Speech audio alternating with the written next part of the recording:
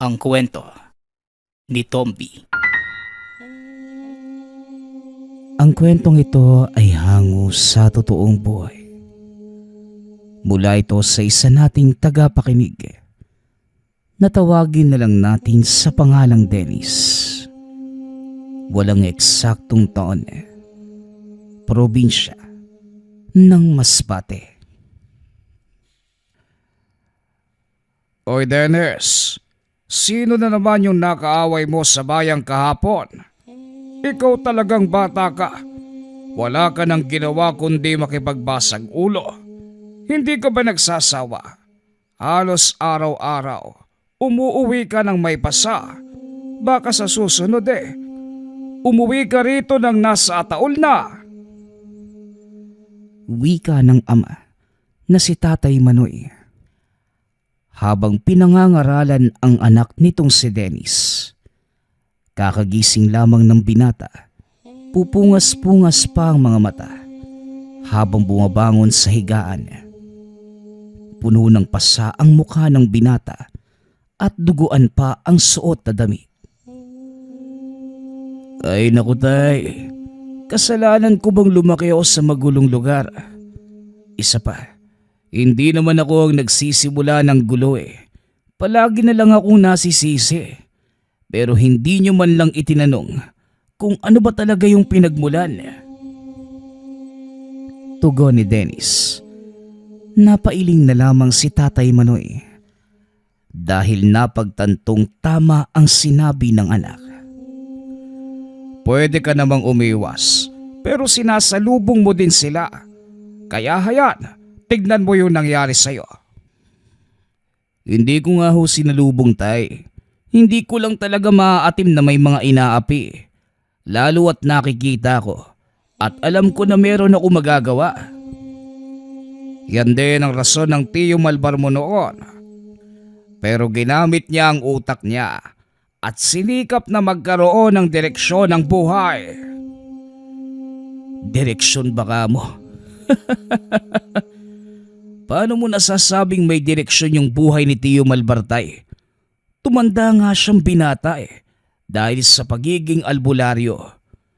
Ay naku tay, huwag mo nga akong itulad kay Tiyo Malbar dahil hindi ko kailanman pinangarap na maging kagaya niya. Balang araw, mauunawaan mo din ang sinasabi ko. Hindi ko sinasabi na tularan mo ang tiyuhin mo. Ang gusto kong gawin mo, lagyan mo ng direksyon ng buhay mo, Dennis.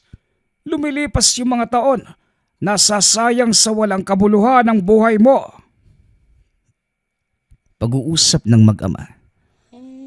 Tumayo ang binata at lumabas ng silid. Nagtimpla ng kape at naupo sa puno ng mangga. Sa kabila ng pagpapakita ng kawalang interes sa mga sinasabi ng ama, napag-isip-isip din ni Dennis na tama ang sinasabi nito. Nang araw ding yun, nagpunta ang binata sa bayan upang maghanap na matinong trabaho. Ngunit dahil kilala itong sanggano sa lugar, walang sino man ang tumanggap sa kanya. Magtatanghali na at tirik na ang araw. Wala pa din itong makitang trabaho. Naupo ang binata sa lilim ng puno. Lingid sa kalaman nitong may matandang nakaupo sa likod. Asar! Nakakaasar naman tong bayang to. Bakit ba walang gustong tumanggap sa akin? Kung kailan naman sinusubukan kong magpakatino, saan naman tumututol yung pagkakataon? Ano ba talagang gusto mong gawin ko? Ha? Wika ni Dennis habang nakatingala sa langit. Napatayo ito nang may biglang nagsalita mula sa likod ng puno. Ang ingay-ingay mo naman. May nagpapahinga rito Saka hindi ka sasagutin ng mga ulap. Bakit kaya hindi mo tanungin ang sarili mo? Bakit nga ba walang tumatanggap sa'yo? Ano ba ang ginawa mo at ano ba ang pagkakakilala ng mga tao sa'yo? Wika ng matanda. Kanina ka pa ba dyan, tanda? Hindi man lang kita nakita. Oo, at napakasarap ng tulog ko. Kaso dumating ka naman at nagsimulang mag-ingay. Pasensya na. Di ko naman alam na nandiyan ka pala eh. Sige na, aalis na lang ako. Hindi sa akin ang lugar na ito. Kaya wala din akong karapatang paalisin ka. Manatili ka hanggat gusto mo. Huwag ka lang mag-iingay. Hindi na nga. Maghanap na lang ako ng makakainan. Kanina pa din ako nagugutom eh. Ako nga din eh. Pwede mo ba akong isama? Isama? Wala nga akong kapera-pera. Isasama pa kita. Bakit? Sinabi ko bang ikaw yung gagastos? Bago lang kasi ako rito at hindi ko alam kung saan papalitan ng mga ito. Wika ng matanda. Nanlaki ang mga mata ni Dennis nang makita ang malalaking butil ng purong ginto na nasa palad ng matanda. Kasing lalaki ito ng dulo ng hintuturo at tinatayang may bigat na 10 gramo ang bawat isa. Nasisiraan ka na ba, tanda? Anong ginagawa mo rito?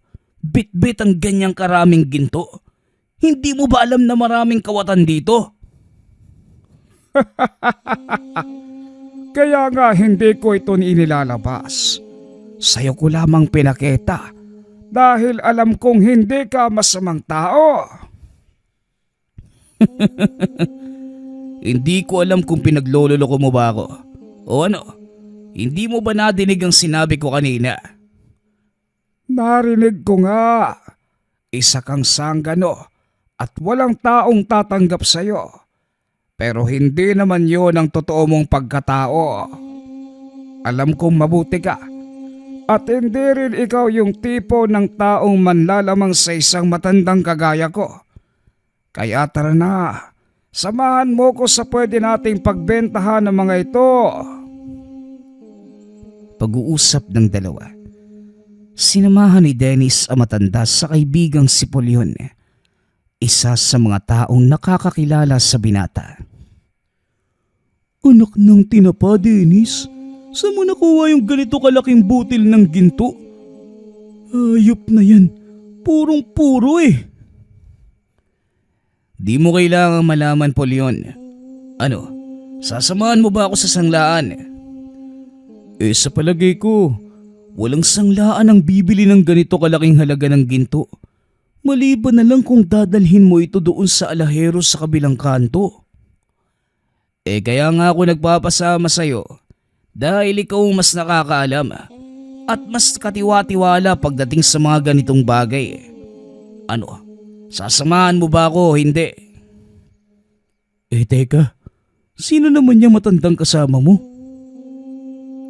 Si Tatang. Teka, ano na nga bang pangalan mo, Manong? Pilipo ang pangalan ko. Ano, matutulungan ba tayo ng kaibigan mo? Oo, pero medyo malayo mula sa bayan yung sinasabi niyang alahero at marami ang mandurugas doon. Ayos lang, kasama naman kita. Wika ni Mang Pilipo.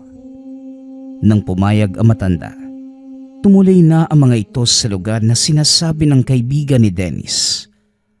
Pagkarating sa lugar, pinagtitinginan na sila ng mga taong naroon.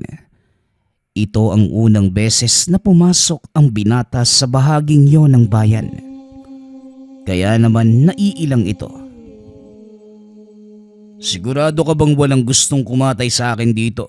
Baka mamaya may biglang sumaksak sa akin sa likuran, Polion, ha? Huwag kang mag-alala dahil walang nakakakilala sa'yo rito. Kung meron man, di mo sila dapat katakutan. Baka nga mamaya, sila pa yung magtago pag nakita ka eh.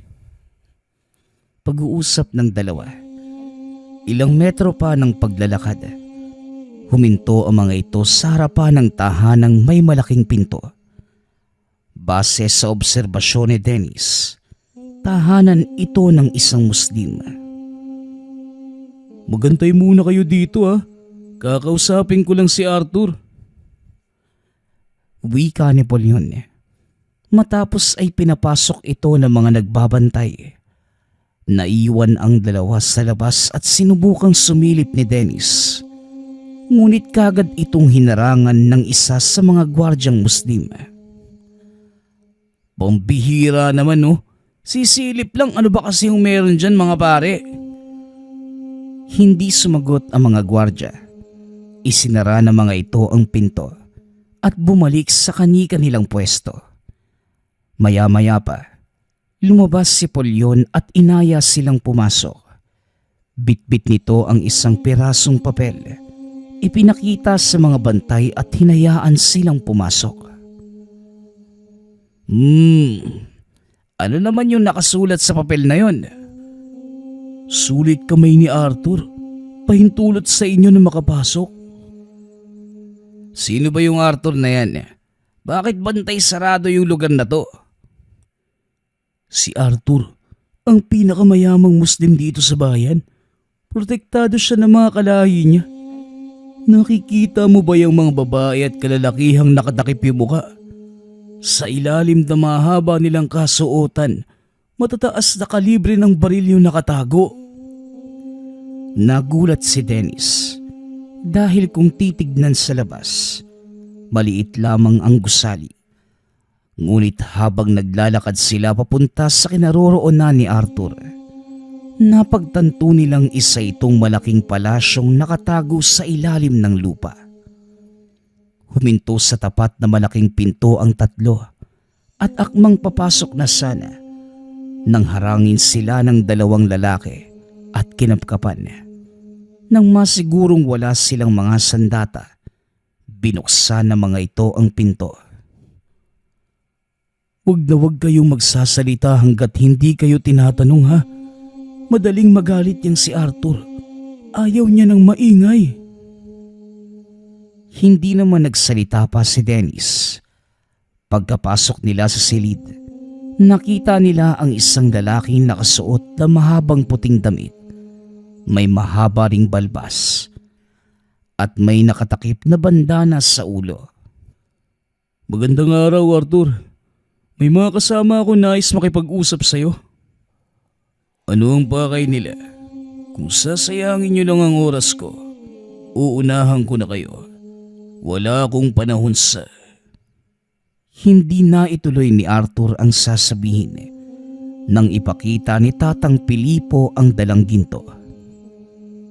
Pwede po bang presyohan niyo ang mga dala ko? Maupo ka, Manong. Kayo dyan, dalhan niyo na makakain at inumin ng mga bisita natin. Utos ni Arthur sa mga tauhan ito. Naupo sina Tatang Pilipo habang sinusuri ni Arthur ang dala nilang ginto. Nagulat ito na mapag-alaman na purong ginto nga ang mga yon. At saan mo naman nakuha ang mga ito? Hindi mo ba alam na purong-puro ito? Alam ko, kaya ko nga pinapapresyohan sa iyo ang isang piraso. Dahil kung makatwira naman ang presyo mo, ipagbibili ko na sa iyo ang lahat ng ito. Nanlaki ang mga mata ni Arthur nang makita ang dalang supot ni Tatang Pilipo. Ang dami niya na. Pasensya na. Pero mukhang iilang piraso lang yung makakayanan kong bilhin. Hindi sapat ang hawak kong pera sa ngayon. Kung gayon, ang kaya mo lang bilhin dahil pangkain lang naman sana namin ang kailangan. Tugon ni Tatang Pilipo. Nang magkasundo ang mga ito, binayaran ni Arthur ang matanda. Matapos ay umalis na ang mga ito. Ngunit bago pa man sila makalabas sa lugar, muli silang hinarang ng mga tauhan ni Arthur. Sa palagay niyo, hayaan ko lang kayong makaalis sa aking teritoryo. Dala ang ganyang karaming ginto. Sayang naman. Arthur, Para namang hindi tayo magkaibigan, palato mo na sa akin itong mga to. Hindi naman talaga tayo magkaibigan, Polyon. Sa negosyo, walang ganon. Ang kasakiman sa yaman, kailanman hindi nakabubuti sa isang tao. Hayaan mo na lang kaming makalis kung ayaw mong pagsisihan ang mga susunod na mangyayari. Walang tumatakot sa akin sa sarili kong teritoryo, tanda. Sumenyas ito at nagsipaglabasan ang mga tauhan. Tinutukan ng baril sina Tatang Pilipo. Isinilid ni Dennis ang kamay sa bulsa habang nakatingala at sumipol. Kilala ni Polyon ang ugali nito. Sa oras na maging ganon ang postura ng binata, siguradong magkakagulo. Huminahon ka lang, Dennis. Wala kayong magagawa rito. Napapaligiran nila tayo. Huwag kang mag-alala. Hindi ako gagalaw hanggat hindi sila gumagawa ng masama. Kahit nakatitig ito sa malayo, matalas ang pakiramdam nito. Inoobserbahan ng bawat galaw ng mga tao sa paligid hanggang sa isa sa mga tauhan ni Arthur ang lumapit. Biglang inagaw ni Dennis ang armas at pinagbabaril ang mga tauhan ni Arthur. Di ako marunong humawak ng baril. Pasensya na kayo ha. Walang tinamaan sa inyo eh. Isa-isang nagsipagtayuan ang mga ito habang nakatitig kay Dennis. Abat ang lakas ng loob mo. Hindi mo ba alam na itinuturing kong sagrado ang lugar na ito? Sino ka para dunghisan ng pamamahay ko? Teka Polyon, ano nga bang pinunta namin dito? Para magbenta ng ginto. May dala ba kaming sandata? May ginawa ba tayong masama? Wala naman. O ngayon, sino ang humarang sa amin para kunin ang ginto ni Tatang? Di si Arthur. Ang tanong ko, sino ang may binabalak na masama? Kami ba o si Arthur? Si Arthur nga. Napangiti na lamang si Dennis dahil nakita nito kung paanong mamula sa galit si Arthur. Isa kang tampalasan. Wala kang galang. Alam mo ba ang kaparusahan sa mga kagaya mo? Kamatayan sa pamamagitan ng pagpugot ng ulo. Naku, naloko na. Hindi na nagbibiro si Arthur, Dennis. Huwag ka na kasing sumagot. Baka sakaling hindi na niya tayo ipapatay. Ano bang ikinakatakot mo? Lahat naman tayo mamamatay. Pero nakatakda ito sa sarili-sarili nating panahon.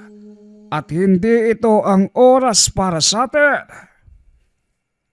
Ikinumpas ni Tatang Pilipo ang kamay. Biglang nanigas ang katawan ng mga tauhan ni Arthur. Anong ginawa mo sa kanila?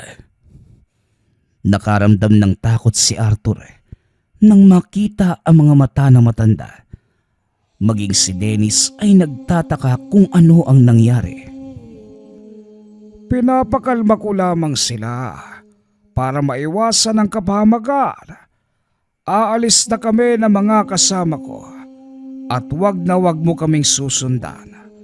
Dahil sa oras na maramdaman kong nasa panganib kami, alam mo na ang mangyayari. Hindi na nakapagsalita si Arthur. Pasimpleng naglakad palabas si Dennis.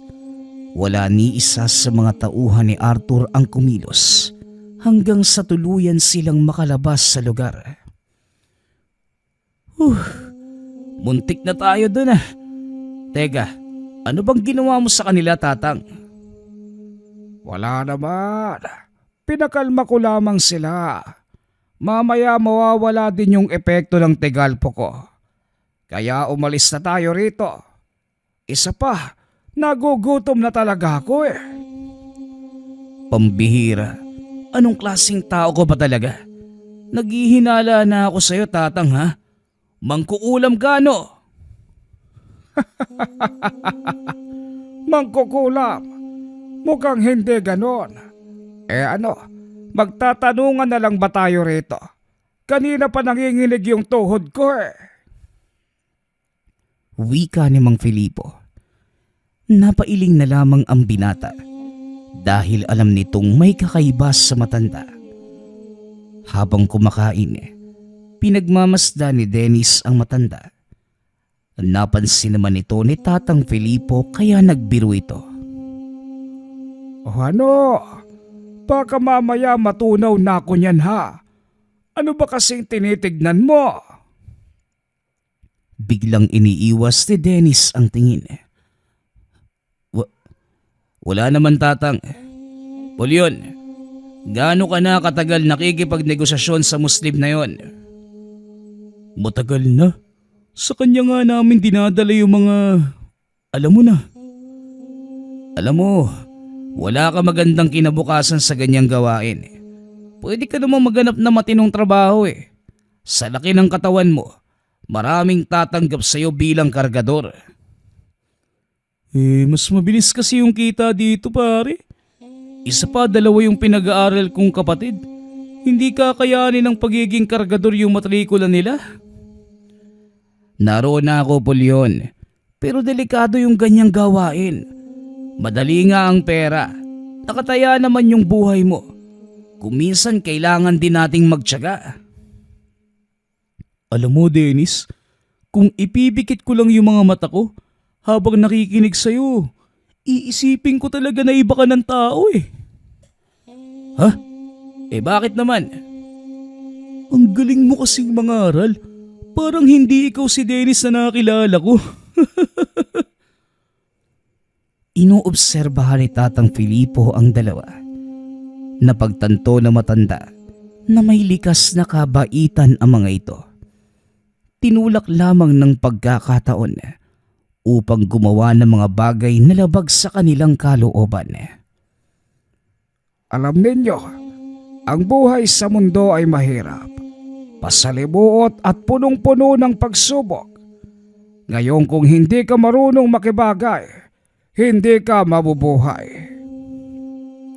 Alam mo, tama ang sinabi mo, tatang eh. Pero hindi rin sa lahat ng panahon. May mga pagkakataong kailangan mong gumawa ng mabigat na pasya. At dahil wala kang ibang sasandalan, pipiliin mo ang mas madali. Kahit pa nakataya ang sarili mong buhay. Nauunawaan ko si Pulyon. Kaso bilang kaibigan, wala din ako magagawa para tulungan siya eh. Sapat na ang pagbibigay ng payo sa kanya. Hayaan mo siyang magpasya. Kung susundin niya ba ang mga yon o hindi. Huwag ka na masyadong mag-alala, Dennis. Palagi naman akong nag-iingat eh. Isa pa, malakas kaya yung kakampi ko. Wika ni Pulyon habang tinatapik-tapik ang balikat ng kaibigan. Hindi sa lahat ng oras, nandyan ako. Paano kung nagkataon na hindi mo ko mahanap? Anong mangyayari sa'yo? Jesus, alam ko naman na hindi mo ko iiwanan sa ere, pare. Tapusin na nga natin yung pagkain. Malamig na yung sabaw ng bulalo. Nagsisibo na tuloy. Wika ni Pulyon. Nagpatuloy sa pagkain ang tatlo. Nang matapos ay nagpaalam na si Pulyon. Dahil may lakad pa ito. Naiwan naman sina Dennis at Tatang Filipo. Kinuha ng binata ang pagkakataon upang kilalanin ng husto ang matanda. Teka, tatang, saan ho ba talaga kayo nanggaling? Ngayon ko lang po kayo nakita rito eh. Sabihin na lang nating napadaan lamang ako dahil may mga hinahanap na tao. Hinahanap na tao? Sino naman po yung mga yun? At sigurado ba kayong dito nyo siya matatagpuan? Wala, pero malakas ang kutob ko na nasa paligid lamang siya at nag-aantay ng tamang pagkakataon. Tamang pagkakataon? Sino ba tong taong hinahanap mo? Pasensya na, pero hindi ko maaaring sabihin sa'yo. O siya, mauuna na ako ha. Heto nga pala ang sobra sa napagbentahan natin ng ginto. Sa inyo na, bigyan mo yung kaibigan mo nang hindi na maisipang gumawa ng masama. Sa inyo po ito Paano po kayo? Huwag mo kong alalahanin. Ako na ang bahala sa sarili ko. Pag-uusap ng dalawa. Matapos ay umalis na ang matanda. Naiwang nakaupo sa kainan ng binata habang pinagmamastan itong maglakad palayo hanggang sa tuluyan ng maglaho sa madilim na lansangan. Pilit iniisip ni Dennis kung sino ang matandang yon. Alam nito na hindi pangkaraniwang tao si Tatang Pilipo at siya mismo ang makakapagpatunay doon. Ilang minuto ang lumipas. Nagpa siya ang binatang umuwi na. Bumili muna ng makakain bago tumuloy.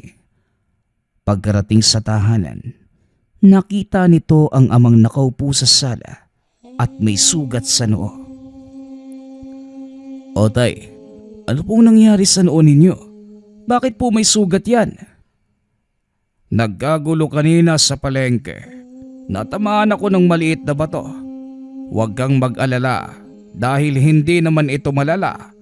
Ayos lang ako. Ikaw saan ka galing? At ano yung daladala mo? Wika ng ama. Napansin ito ang dalang supot ni Dennis. Binili ko po sa bayan tay. Naisip ko na pagod na kayo ni nanay. Kaya bumili na lang ako ng lutong ulam. Sandali lang po. Magsasaing lang ako. Saan ka namang kumuha ng pambili? Mamaya may ginawa ka na namang kalokohan sa bayan ha. Pambihira naman tay. Wala akong ginawang kalokohan May tinulungan lang ako matanda. Natuwa sa akin. Kaya binigyan niya ako ng kaunting pera. Sinasabi ko lang, kilala kita Dennis ha. Ay naku tay, hindi naman sa lahat ng oras ganun ako Isa pa, galing sa malinis na paraan tong pinambili ko. Sige na nga, magsasaing na muna ako.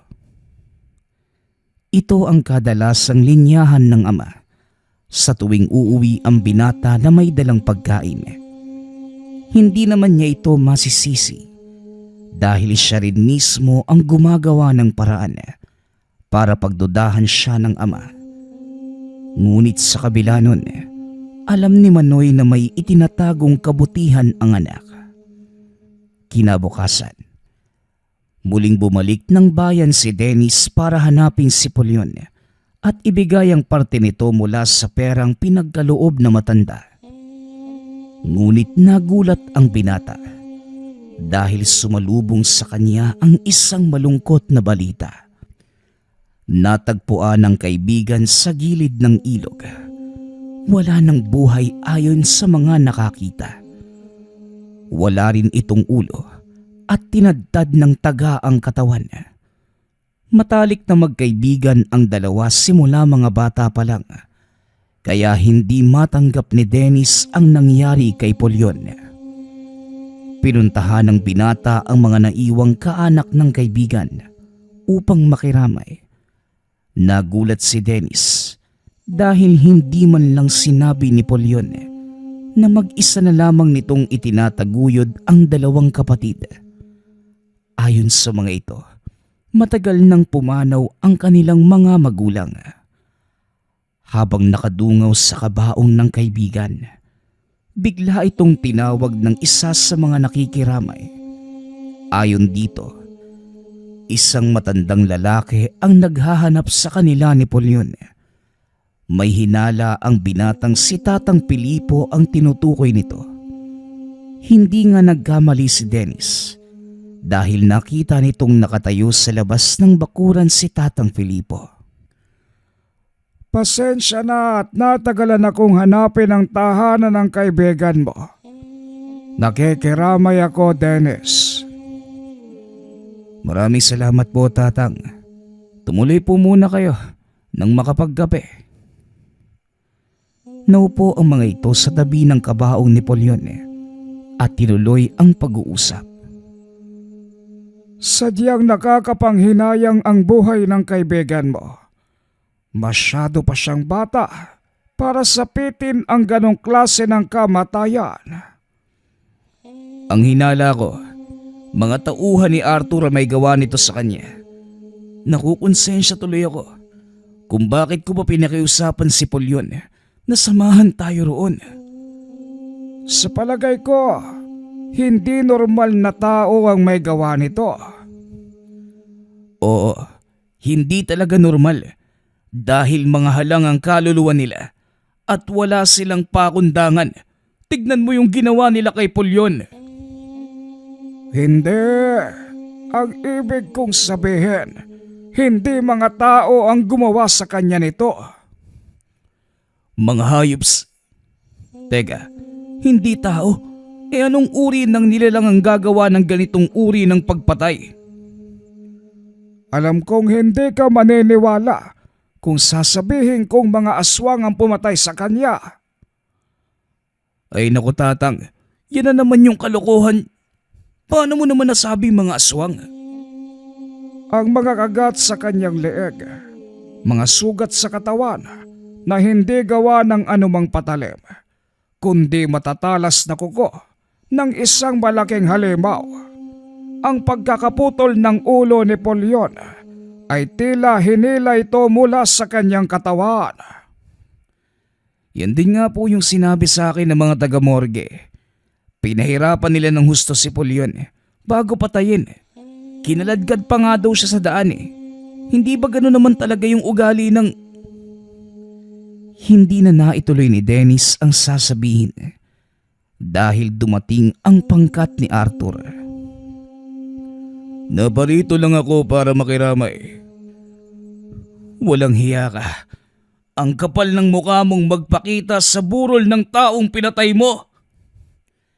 Galit na galit si Dennis nang makita si Arthur sa pag-aakalang ito ang pumatay sa kaibigan.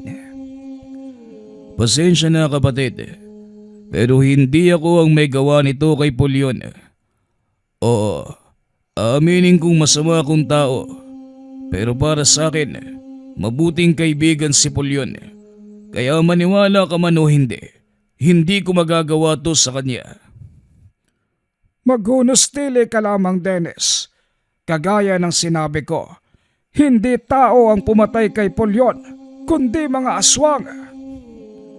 Pwede ba, Tatang? Hindi ako naniniwala sa mga aswang dahil ni minsan hindi ako nakakita ng mga kagaya nila. Pues ngayon palang sinasabi ko na sa'yo, maniwala ka sa matandang to dahil maging ako ay meron ding karanasan sa kanila. Wika ni Arthur. Itinaas nito ang kanyang damit. Tumambad ang malalaking pilat na dulot ng kalmot mula sa kung anong nilalang. 3 mahabang pilat mula sa 3 malalaking kuko. Walang dudang isang talonanon ang may gawa nito. Sabihin mo sa akin, Arthur, ano ang anyo ng nilalang na sumalakay sa'yo? Madilim na mga oras na yun . Pero naaninag ko yung anyo ng nilalang. Pabuira mo yung kanyang ulo. May mahabang mga kamay na may tig-3 daliri sa bawat isa. Mukhang tama nga ang hinala ko. Isang talonano ng nanalakay sa'yo. Base din sa kwento ng mga nakakita kay Polyon, parehong sugat ang natamo ng binata.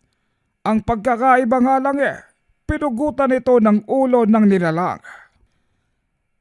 Dumungaw si Arthur sa taol ng binata. Nakita ang tahi sa bandang leeg. Patunay na idinuktong lamang ang balat ng kanyang ulo. Hindi na nagsalita si Dennis na mga sandaling yun. Iniisip nito ang sinasabi ng 2 nakakatanda. Nagpatuloy sa pag-uusap sina Tatang Filipo at Arthur tungkol sa nangyari, hanggang sa napagkasunduan ng mga ito na tugisin ang nilalang. Kaya kong magkaloob ng mga sandatang gagamitin, pero hindi ko alam kung paano siyang palalabasin. Ang mga talunanon, uri ng aswang na walang kakayanang magbago ng kanilang anyo. Hindi kagaya ng ibang uri, nananatili sila sa anyong aswang at hindi maaaring lumabas tuwing may araw dahil masusunog ang kanilang balat. Dagdag pa ng matanda, pahirapan ang pagtugis sa mga ganitong nilalang dahil halos wala itong bakas na iniiwan. Kung painan kaya natin, Tatang? Hindi rin uubra ang sinasabi mo. Matalino mga talunanon. Alam nila kung may patibong sa paligid o nauhulog sila sa isang betag.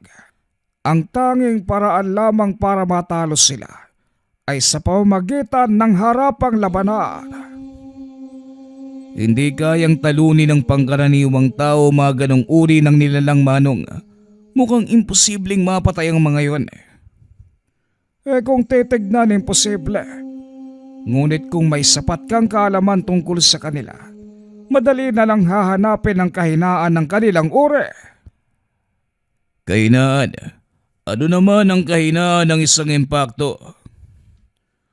Ang mga talunanon may hahalin tulad sa mga engkanto. Palapit sila sa uri ng mga tikbalang.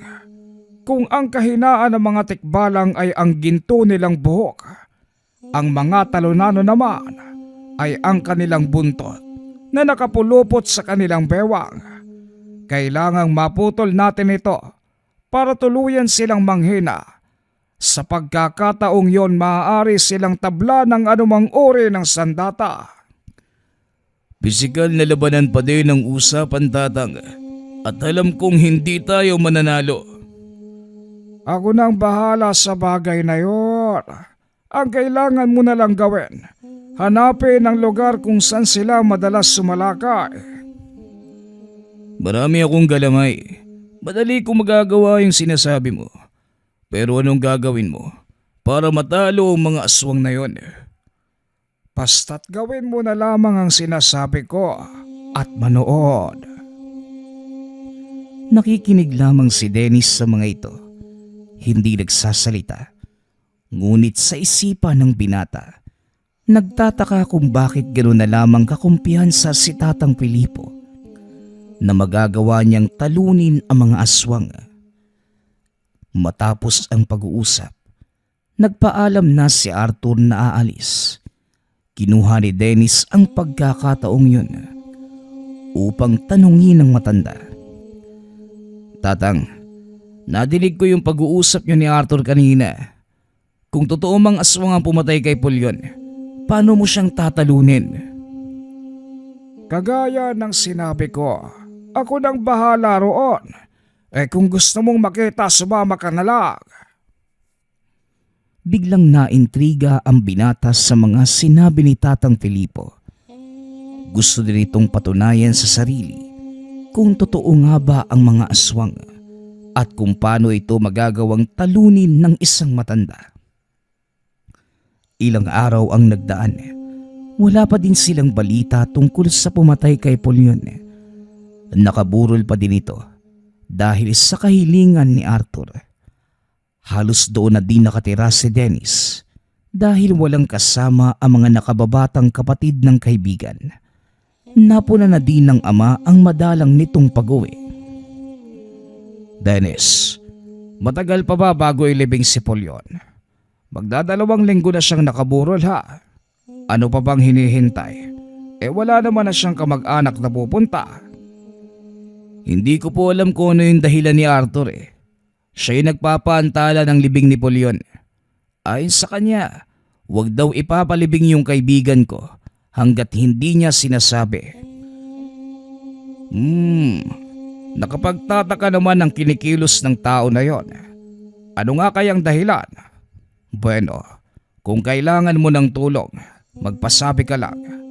O siya, aalis na muna ako at isara mo ang bahay ha, bago ka umalis. Tay, may sakit po ba kayo? Wala naman, bakit mo na itanong? Himala kasi hindi mo ko pinangaralan ngayong araw. Abay loko kang bata ka. Anong gusto mo? Palagi tayong magsigawan at magbangayan. Hindi naman po sa ganun, tay. Nakakapanibago lang po kasi. Ay nako, ewan ko sa'yo. Sige na't aalis na ako. Pag-uusap ng mag-ama. Ilang minuto pagkaalis ni Tatay Manoy, nagpasya na din si Dennis na bumalik sa tahanan nila Polyon. Nagulat ito nang madatnan ang ilang kalalakihang nakasuot ng mahabang itim na damit. Lumapit ang binata upang kausapin ang mga ito. Magandang hapon. Sino po sila? Tanong ng binata. Lumingon ang isa sa kanila at nagtanggal ng talukbong at ngumiti. Magandang hapon. Hinahanap namin ang matandang si Felipo. May nakapagsabi sa aming nandito siya. Tugon ng lalaki. Si Dennis ang tipo ng taong hindi madaling nagtitiwala. Noon niya lamang nakita ang mga lalaking kausap at ang nakapagtataka. Kilala nito si Tatang Felipo. Hindi ko alam kung sino yung tinutukoy mo. Ngayon ko lang din kasi narinig yung pangalang yan. Pasensya na po ha, hindi ko siya kilala. Ganun ba? Pero mukhang kabaliktaran ng mga sinasabi mo ang galaw ng iyong katawan. Masama ang nagsisinungaling. Tinatawag mo ba akong sinungaling? Ang lakas naman ng loob mo. Mukhang hindi mo yata ako kilala, Manong. Kilala kita. Isa kang sanggalo. Sakit sa ulo ng lipunang ito.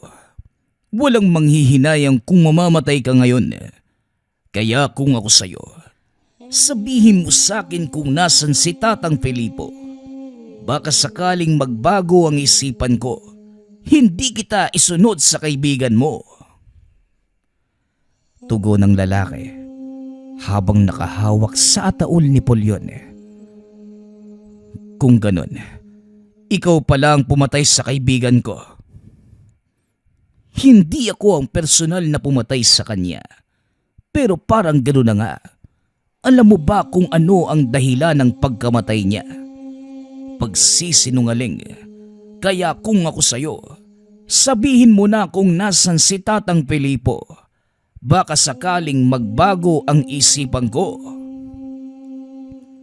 Nilingon ni Dennis ang mga kasama ng lalaki. Nakita ang mga nanlilisik na mga mata at naghahaba ang pangil na mga ito. Alam ng binatang hindi pangkaraniwang tao ang nasa harap niya ng mga oras na yun at wala siyang kalaban-laban. Bukod pa dito may mga inosente ding naroroon kaya pinili nitong kumalma. Hindi ako nagsisinungaling. Wala akong alam sa mga sinasabi mo kaya makakaalis na kayo. Maikli lang ang pasensya ko, bata. Hindi ako mahilig sa ikalawang pagkakataon. Kaya isang beses pa akong magtatanong, nasan si Tatang Felipo? Hindi ka rin makulit ano? Sinabi ko ng hindi na naituloy ni Dennis ang sasabihin dahil bigla itong sinuntok ng lalaki sa sikmura. Napaluhod ang binata at halos mawala ng malay dahil sa lakas ng pagkakasuntok. Ano? Pakiulit nga. Hinawakan ito sa leeg ng lalaki. Itinaas. Ngunit nakakalokong ngiti lamang ang tinugon ni Dennis. Dahil dito, muling sinuntok ng lalaki ang binata. At sa pagkakataong yun, tuluyan ng bumagsak si Dennis. Pilit na tumatayo, ngunit sa hindi malamang dahilan, nanginig na ang tuhod. Ano na, Dennis? Huwag mong sabihing natatakot ka. Tumayo ka. Hindi ito ang oras para maduwag. Wika ng binata sa sarili habang pilit na tumatayo. Ngunit bago pa man nakabangon, muli siyang sinipa ng lalaki at hinawakan sa buhok. Ano? Hindi ka pa din ba magsasalita? Wala kang makukuha sa akin dahil hindi ko kilala ang sinasabi mong tao. Hindi rin maganda ang sobrang pagpapakabayani kung minsan mamamatay ka lang ng walang dahilan. Wika ng lalaki, sabay hagis kay Dennis sa malayo. Tumama ang binata sa haligi ng bakod na naging dahilan ng tuluyang pagkaparalisa ng katawan. Unti-unting nanlalabo ang paningin, maging ang pandinig ay unti-unti ding nawawala. Bahagyang nawala sa ulirat si Dennis, ngunit pinilit nitong manatiling gising para masaksihan ang mangyayari at malaman ang totoong kakayanan ng matanda. Hindi na pala kailangan ng tulong ni Arthur. Kusa na kayong nagpakita. Hindi ko alam kung ano ang kasalanan ng kabataang ito. Lalo na yung nakaburol. At kailangan nilang sapitin ang ganitong kalupitan. Walang kasalanan ang mga kabataang ito. Alam mo bang ikaw ang nagdala ng kapahamakan sa kanila? Gayunpaman, hindi sila dapat nadamay. Ako lang ang pakay mo, Murad. Kaya ako lang dapat ang harapin mo. Pero anong ginawa mo? Idinamay mo mga inosente. Kung hindi ka nakialam sa mga gawain namin, hindi tayo hahantong sa ganito. Wala sanang madadamay. Ngayon sino ang dapat sisihin? Habang nag-uusap si Murad at Tatang Filipo, sinikap ni Dennis na iupo ang sarili. Hindi na nito maigalaw ang babang parte ng katawan. Ngunit nagawa pa niyang sumandal sa puno at kinuha ang atensyon ni Tatang Filipo. Huwag kang makinig sa kanya. Ginawa lang namin ang tama, Tatang. Dahil hindi mo pagkakatiwalaan ang taong yan. At siguro, yun din ang naramdaman ni Polyon. Kaya alam kong walang pagsisisi ang kaibigan ko nung inialay niya ang sarili niyang buhay. Gayunpaman, tama ang sinabi ng taong ito. Kasalanan ko kung bakit namatay ang kaibigan mo at kung bakit nasa ganyang kang kalagayan ngayon. At ikaw naman, Murad, mukhang dito na magwawakas sa mga gawain mo. Masyado kang mayabang. Hindi mo ba naaalala kung bakit ka tumakas? Yun ay dahil sa mahina ka. Hindi mo kayang tapusin ng iyong sinimulan noon. Oo, tama ka. Pero nagawa kong patayin ang tatay mo at wala kong pinanghihinayangan o pinagsisisihan. Yan mismo ang dahilan kung bakit ako nandito ngayon. Nung pinatay mo si Ama, sinaluko ang kanyang tungkulin at kasalukuyang namumuno sa aming samahan. At mukhang sayo na din magwawakas ang inyong angkan. Biglang nawala ang matanda sa paningin ni Dennis. Laking gulat ni Murad nang biglang bumagsak ang isa sa mga tauhan nito. Isa-isa na ding nagsipulasan ang mga nakikilamay dahil sa kaguluhan. Ang akala ng mga ito ay simpleng away lamang ang nangyayari. Ngunit lingid sa kanilang kaalaman na ito ay labanan sa pagitan ng isang batikang ermitanyo at angkan ng mambabarang. Kagaya ng dati, traidor ka pa rin. Hindi ka pa rin marunong lumaban ng patas. Lumaban ng patas? Bakit kayo ba? Nung nambiktima kayo ng mga inosente, pinatay niyo sila upang gawing alay. Sa palagay mo, patas ba yon? Pinigilan ko lamang ang hindi magandang gawin ng inyong angkan. Masyado kang pakilamero. Bakit hindi ka nalang manahimik? Habang nag-uusap ang mga ito, Isa na naman sa tauhan ni Murad ang bumagsak. Tuluyan lang kayong mauubos kung magmamatigas ka at mananatili sa lugar na ito. Hindi ko na maaaring palampasin ang pagkakataong to. Kung kinakailangang mamatay ako para maipaghiganti lamang ang kamatayan ni Ama, maluwag kong tatanggapin at siguradong malaking karangalan para sa angkang ko ang mapatay ka. Malaking kahibangan ang iniisip mo. Pinibigyan kita ng pagkakataong maituwid ang mali niyong adhikain.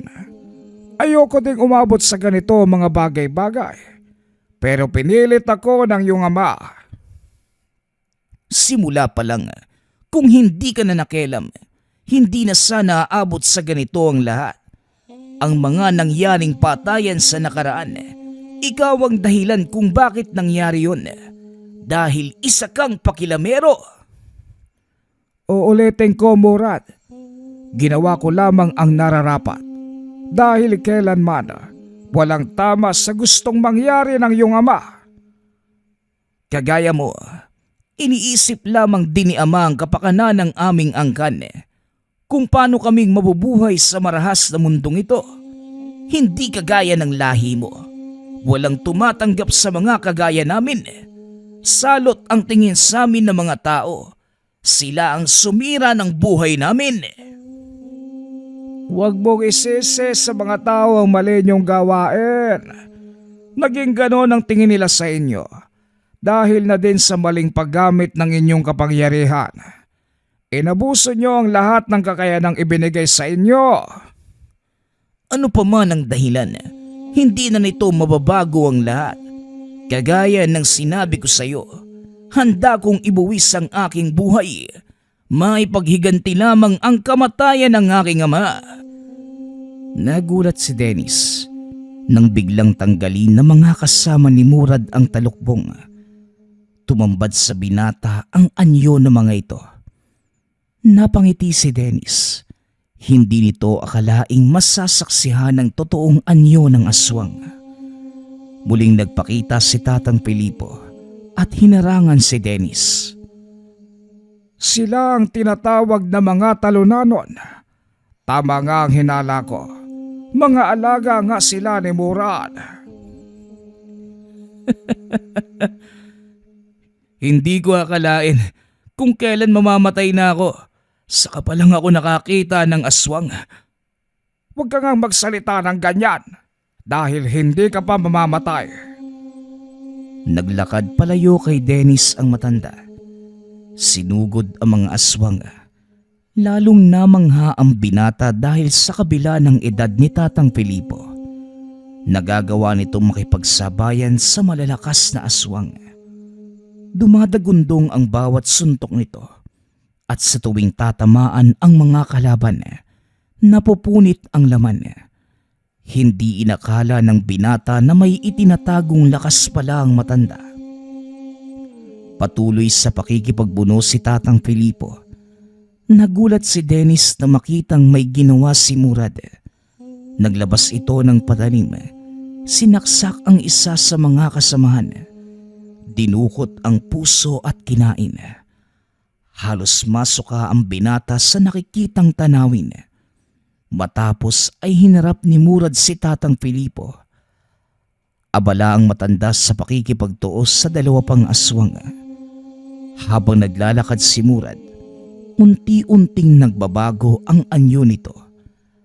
Naramdaman na matanda ang kakaibang presensya at nang lumingon ito sa kinaroroonan ni Murad, tumambad ang malaking nilalang na may ulo ng baboy at katawa ng tao. Nawala sa isipan ni Tatang Pilipo ang dalawang kalaban dahil napako ang atensyon nito sa paparating na nilalang. Hinawakan ng dalawang aswang ang magkabilaang kamay na matanda at iniharap kay Murad. Tignan mo nga naman, sinong mag-akala na aabot ka sa puntong ipagpapalit mo ang iyong pagiging tao? Ginawa ko ang lahat dahil alam kong darating sa puntong magtatagpo tayo At alam kong wala akong laban sa'yo. Ngayon tignan natin kung makakapagyabang ka ba. Sinakal ni Murad ang matanda. Akmang sasaksakin na sana gamit ang matatalas nitong kuko. Nang biglang may tumarak na matalas na bagay sa kanyang likod. At nang lingunin ito, nakita ang isang matipunong lalaki na may hawak ng pana.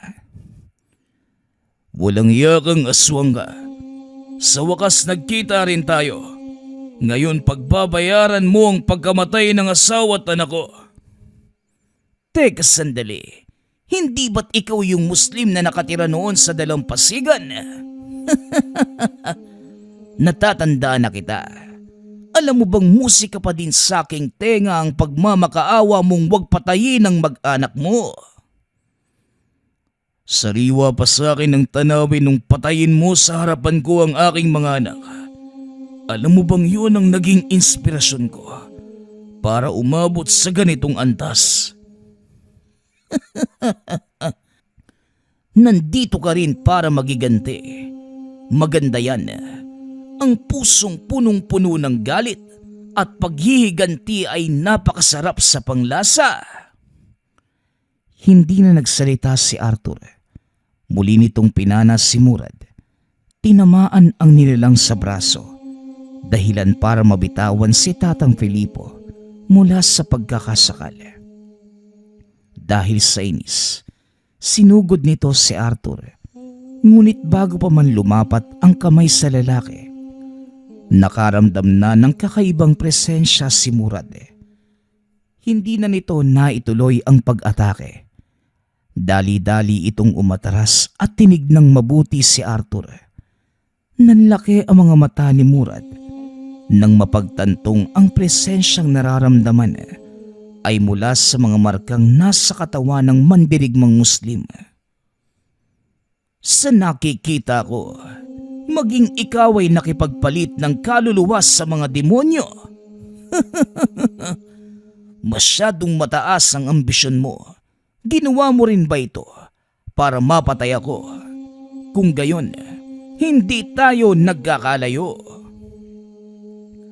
Hindi ako nakipagkasundo sa demonyo. Isang lumang kasulatan ng matagal nang nakatago sa aking lalagyan. Naglalaman ito ng mga pamamaraan para magkaroon ng lakas na hihigitan ng pangkaraniwang tao. Masaya ito. Tignan nga natin kung ano ang magagawa ng isang mandirigma. Biglang sinugod ni Murad si Arthur. Sunod-sunod itong nagpakawala ng palaso na tumama naman sa katawan ng kalaban. Bago pa maabot ni Murad si Arthur, nagawa nitong makaiwas. Binunot ang sandata mula sa kanyang bewang at sunod-sunod na tinagas si Murad. Kinuha naman ni Tatang Felipe ang pagkakataon upang ihanda ang susunod niyang pag-atake. Nagdatingan ang mga tauhan ni Arthur. Binuhat palayo sa lugarang binata. Ayon sa mga ito, maglalagay sila ng pampasabog sa paligid. Bagay na tinutulan naman ni Dennis. Hindi maaari. Tahanan to ng kaibigan ko. At kasalukuyan siyang nakaburol. Hindi ako papayag na sirain niyo ang lugar na ito.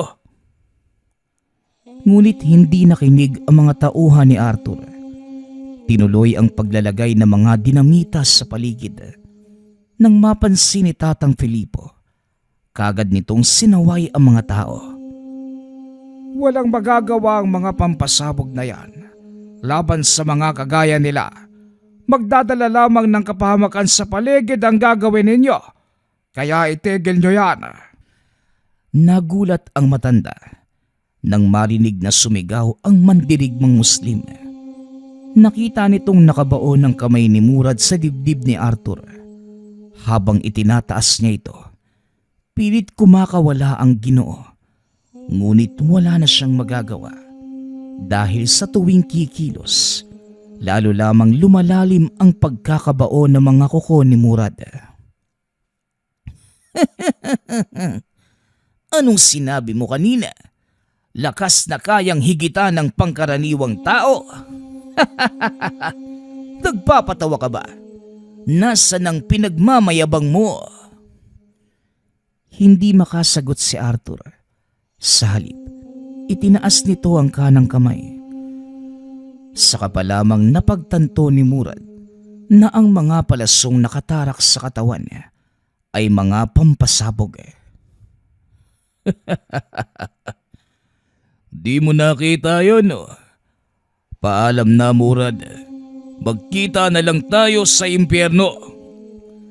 Matapos yun, isa-isang sumabog ang mga granadang nakatali sa mga palasong nakatarak sa katawan ni Murad. Nadamay sa pagsabog si Arthur, ngunit kahit ikamatay nito ang ginawa, walang nakitang bahid ng pagsisisi si Dennis. Hindi makapaniwala ang binatang may mga ganitong uri ng tao na kayang ibuwis ang buhay para sa kanilang mga adhikain. Ang sinasabi ng ama na sinasayang nito ang buhay sa walang kwentang mga gawain. Ilang sandali lang ay humupa ang alikabok na dulot ng pagsabog. Laking gulat ni Dennis. Nakita nitong nakatayo pa din si Murad at unti-unting naghihilom ang sugat. Sayang lang ang buhay mo. Sinabihan na kita. Hindi ako mapapatay ng kahit anong sandatang gawa ng tao. Nilingon nito si Tatang Filipo na nooy naroon pa din sa kinatatayuan. Ikaw tanda, hindi ka pa din ba natatakot sa mga nangyayari? Ano, itutuloy pa ba natin ang labanan? Inaasahan ko nang mangyayari ito. Alam ko ang kakayanan mo at hindi ako haharap sa iyo nang walang sapat na paghahanda. Muli itong naglahos sa paningin ni Dennis.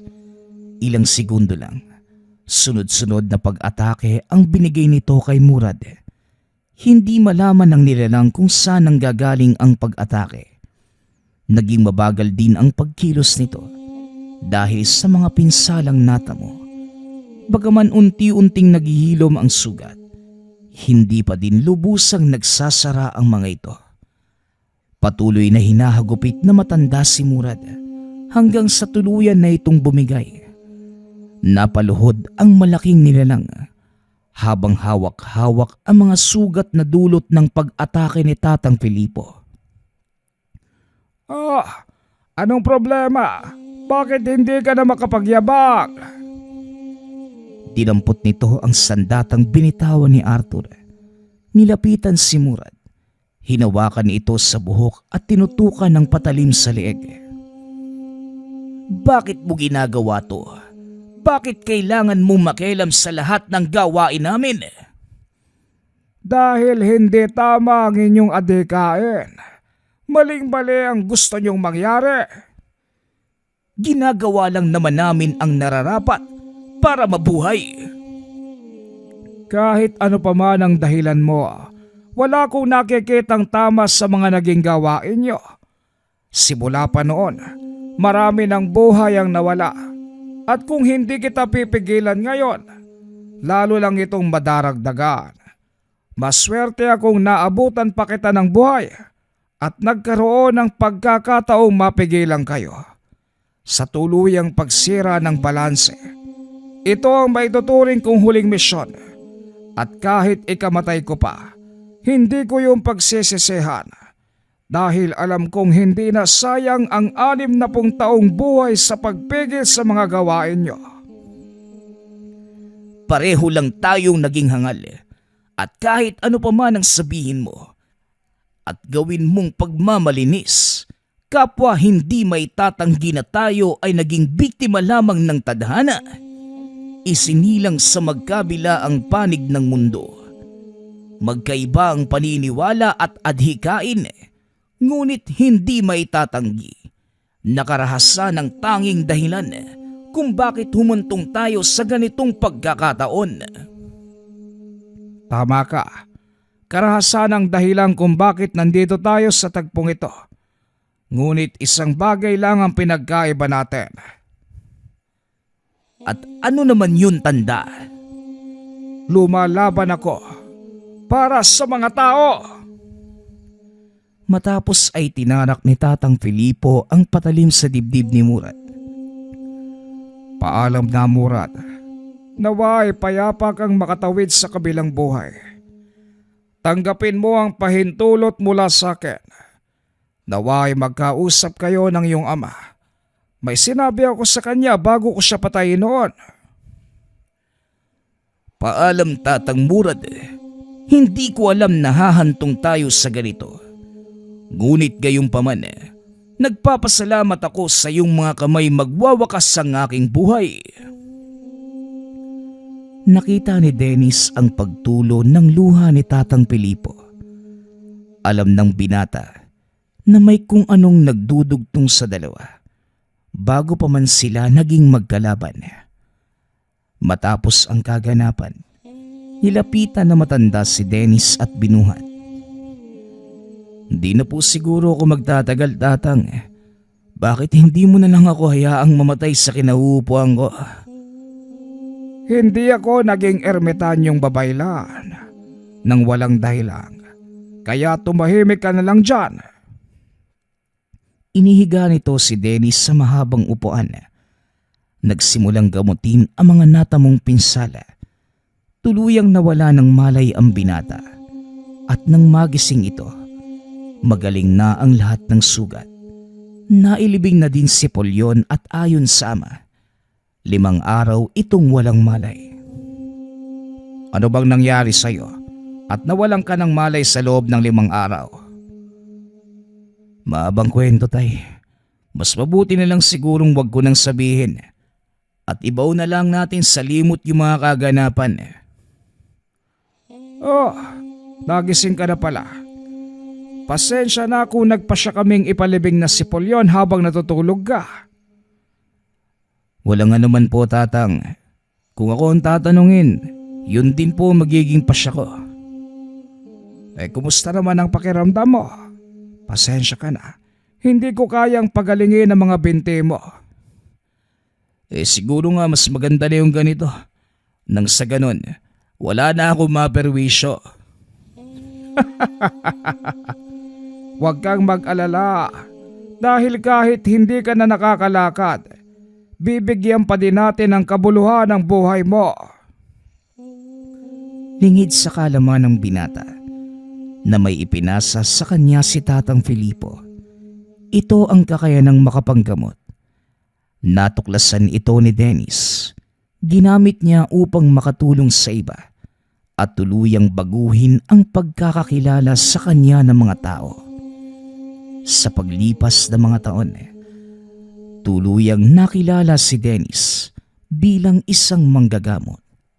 Bagaman nakaupo lamang sa silyang digulong, hindi ito naging hadlang upang magampanan ang tungkulin. Kagaya ng gusto nitong mangyari, nag-iba ang tingin sa kanya ng mga tao. Iginalang ang binata at tiningala bilang isang magaling na manggagamot. Samantalang si Tatang Filipo naman, biglang naglaho. Walang nakakaalam kung saan ito nagpunta. Hindi rin ito nagpaalam kay Dennis. Hindi na hinanap ng binata ang maestro. Dahil sa isip nito, maaaring nagpahinga na si Tatang Filipo. Nawala man ang matanda, may naiwan naman itong legasiya. At yun ay ang kanyang mabuting aral. Nagpapasalamat nga pala ako sa lahat ng sumusuporta sa ating channel. Nawa ay patuloy niyong suportahan at pakinggan ang ating mga kwento. Hanggang sa muling pakikinig. Paalam.